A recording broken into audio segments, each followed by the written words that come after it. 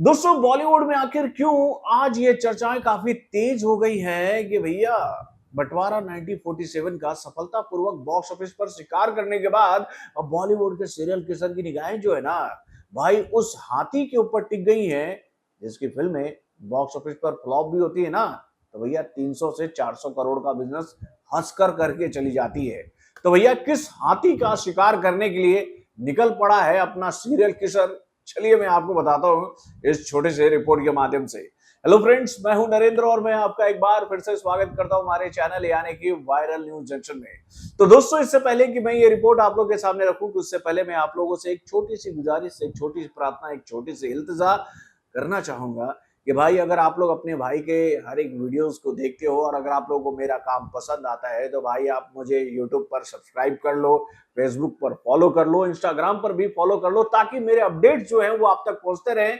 और आप जब मुझे सब्सक्राइब करोगे, फॉलो करोगे तो मुझे ऐसा लगेगा कि भाई आप मेरे साथ हो और आपके इस एक मदद की वजह से आपका ये भाई धीरे धीरे आगे की तरफ बढ़ेगा। ये काम करने में कोई पैसा नहीं लगता भाई, बस उंगली को थोड़ा सा मेहनत करने के लिए बोलना पड़ता है कि भाई ये जो बटन है ना सब्सक्राइबर वाला, ये फॉलो वाला, इसको दबा दो। तो भैया इतना काम तो आप मुझसे कर मेरे लिए कर सकते हो और आप लोग ऐसा करोगे तो मुझे भी ऐसा लगेगा कि आप लोग मेरे साथ हो। और वैसे तो मुझे पता है कि आप लोग मेरे साथी हो और ये काम अपने भाई के लिए आप लोग जरूर करोगे, इस बात का मुझे यकीन है। तो भैया क्या कहें, इन दिनों इमरान हाशमी जो कारनामे कर रहे हैं ना बॉक्स ऑफिस पर, उसको देखकर तो ऐसा लगता है कि भैया वो अब पुराने रंग में वापस आ गए। यानी कि भाई वो अब किसी भी कलाकार को चुनौती देने से पहले सोचेंगे नहीं। उन्होंने ये मैसेज दे दिया भाई। किसी ने ये बात सोची थी क्या कि भाई सनी देओल की आने वाली जिस फिल्म को लेकर चर्चाएं काफी सालों से चली थी, जब से बंटवारा 1947 की घोषणा की गई थी, इवन इस फिल्म के सिनेमाघरों में आने से पहले ये बात कही जा रही थी कि भाई इमरान हाशमी कुल्हाड़ी के ऊपर पैर नहीं बल्कि भैया पैर के ऊपर कुल्हाड़ी मार रहे हैं। लेकिन यहां पर बात उल्टी थी कि भैया कुल्हाड़ी पर पैर मार रहे हैं इमरान हाशमी। लेकिन भाई इमरान हाशमी सबको यही बात कर रहे थे कि ठंड रखो, आराम से रहो, मजे में रहो। जब ये दोनों फिल्में सिनेमा घरों में आएंगी उसके बाद हम लोग बात करेंगे कि किसने किसके पैर पर कुल्हाड़ी मारी है। और भाई ये बात साबित करके दिखा दी यार इमरान हाशमी की इस फिल्म ने, यानी कि भैया पुराना बदला पूरा करके भाई इमरान हाशमी अब बंटवारा से इतना आगे निकल चुके हैं कि भैया बंटवारा को इसके करीब आने के लिए काफी मेहनत करना पड़ेगा मेरे भाई। यानी कि भैया सफलतापूर्वक शिकार कर चुके हैं इमरान हाशमी बंटवारा 1947 का। और इस शिकार के बाद उनको ऐसा बूस्टर डोज मिला है ना कि भैया उन्होंने इंडियन फिल्म इंडस्ट्री को रियल बाहुबली, यानी कि भाई करोड़ों दिलों की धड़कन, लाखों दिलों की जान, अपनी डार्लिंग प्रभास को सीधा चुनौती दे दी है कि भाई तुम भी आ रहे हो क्या सिनेमा घर में इस साल के अंत में?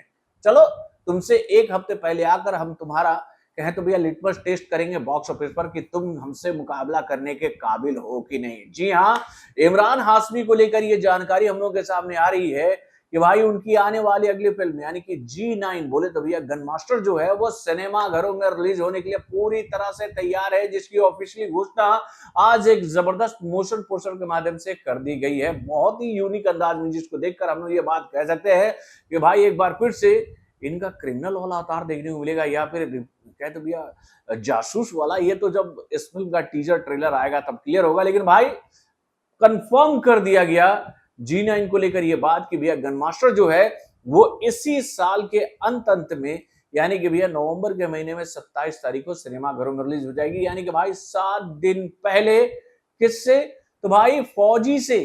फौजी 3 दिसंबर को सिनेमा घरों में रिलीज हो रही है और ये फिल्म भाई 27 नवंबर को। तो भाई ये तो सीधा टक्कर है ना मेरे भाई।